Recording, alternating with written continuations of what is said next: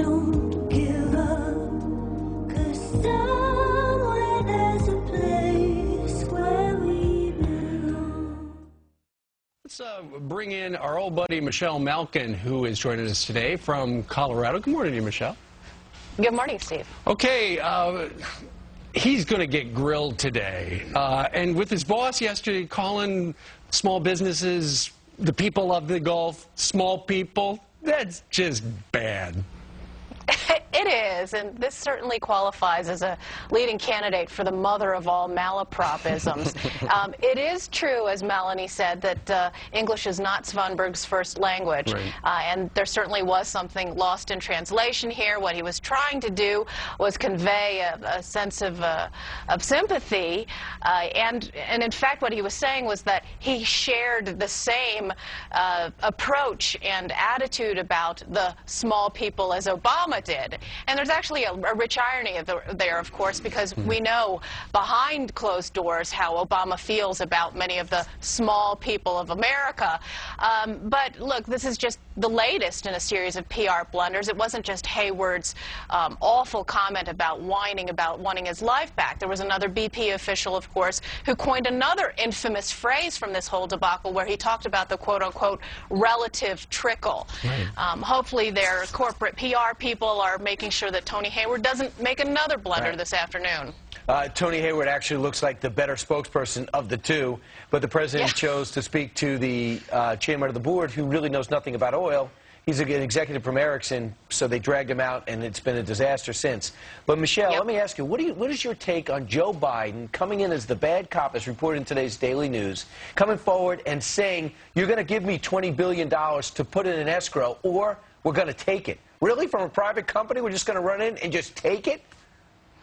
Well, this is no surprise from the confiscation administration. This is how they deal with their brass knuckles. And so they've got Barack Obama yesterday at least taking some pains to make nice and reassure BP investors and say a few reassuring things. And then Joe Biden waving around his muscle and flexing it.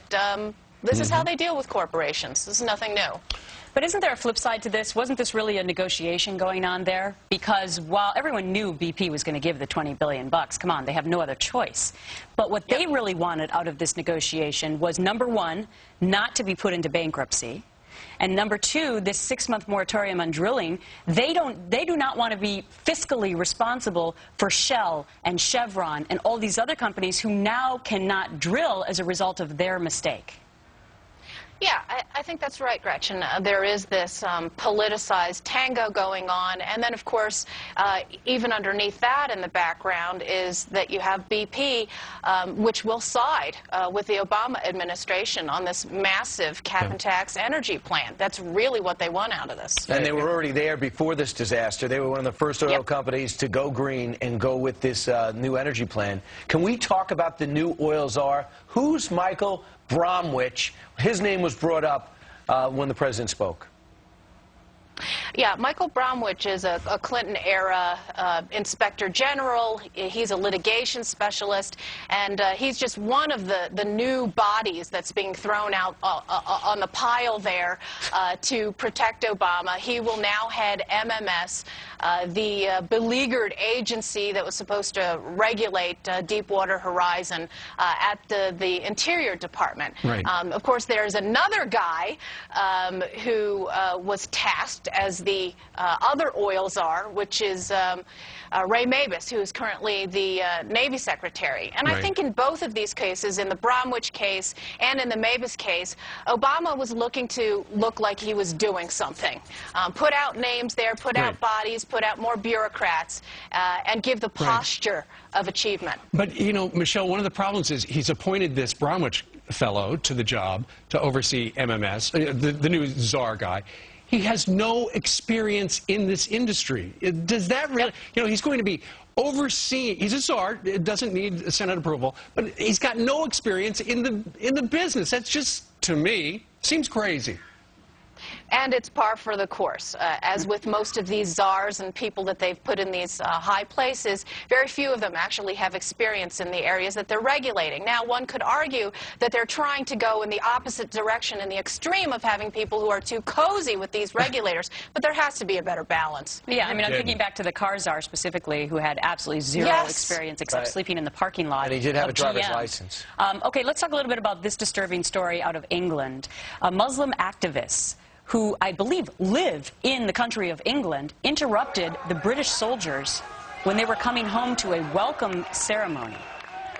Do you fear that this sort of unrest that we're seeing in England might move over here to the U.S.? I do, and I think you have to put it in this context. These jihadi sympathizing activists have an agenda, and their agenda is the establishment of Sharia law in Western countries. We've seen the disruptions like this that are a threat not only to our troops, but of course, in larger Western values, a threat to free speech.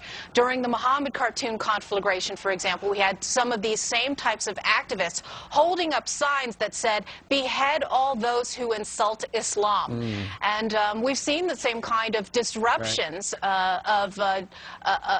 here in the United States on college campuses, for goodness sakes. Fox News has reported at the UC Irvine of Muslim groups who were disrupting pro-Israeli and anti-jihad lectures. They are calling they are calling those soldiers murderers, butchers as they come home.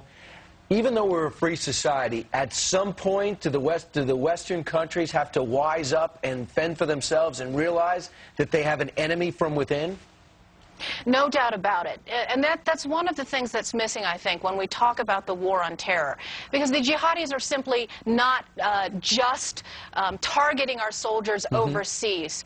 They're targeting us here at home, and this really is a clash of civilizations, guys. And there are a lot of Muslims over in Great Britain. We're the peaceful Muslims who stand up and say, hey, those people do not represent my feelings. Where are they? Well, and that is sort of the myth of the majority of moderate Islam, is that we hear from so very few of them, unfortunately, abroad and at home, and they fear for their lives with very good reason when they stand up to those people. All right, Michelle Malkin, always a pleasure. Thank you for dropping by on this very busy Thursday. Have a great day. You too. Thank you. Bye-bye.